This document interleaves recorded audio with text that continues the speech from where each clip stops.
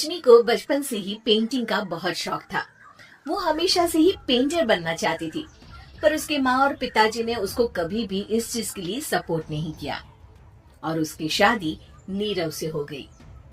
नीरव रजनी को बहुत प्यार करता था, पर रजनी हमेशा चुपचाप ही रहती।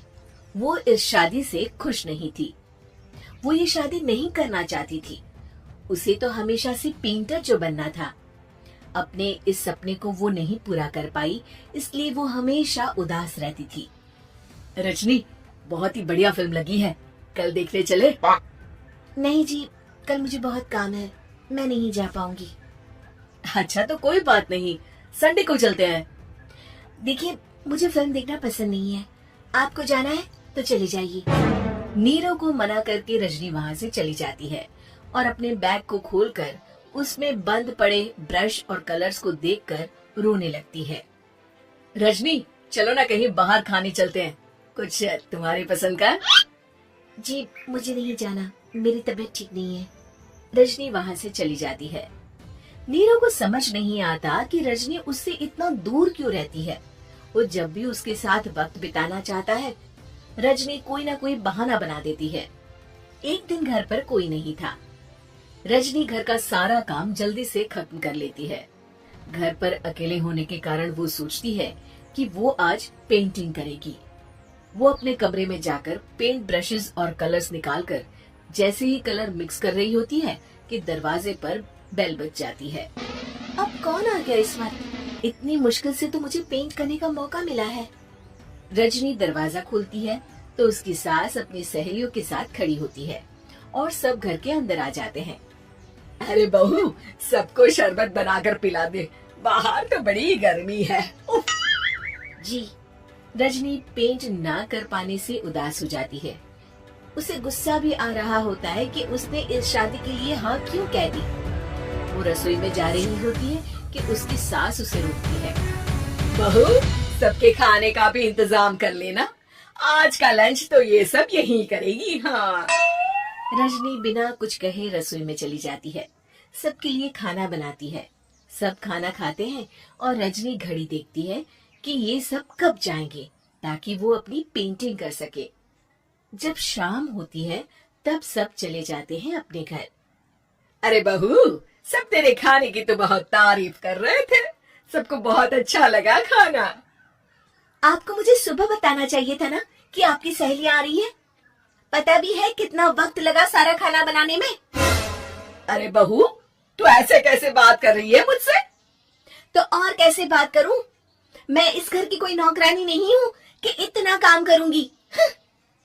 रजनी अपने कमरे में जाकर दरवाजा बंद कर लेती है।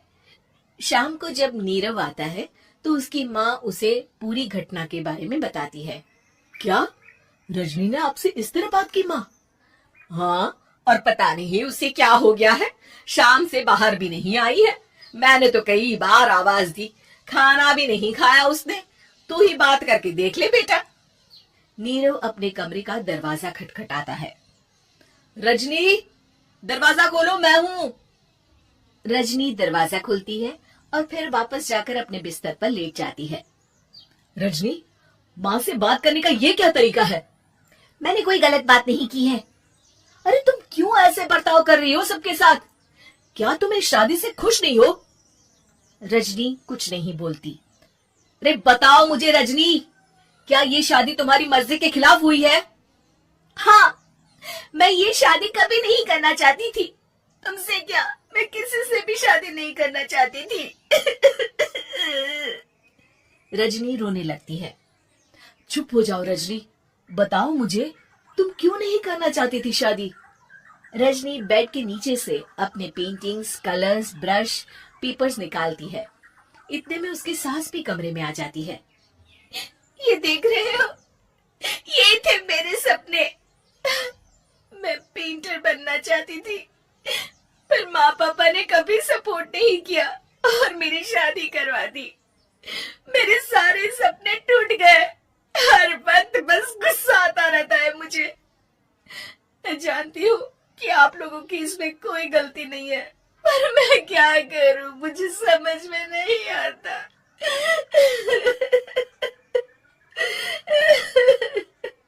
रजनी फूट फूट कर रोने लगती है।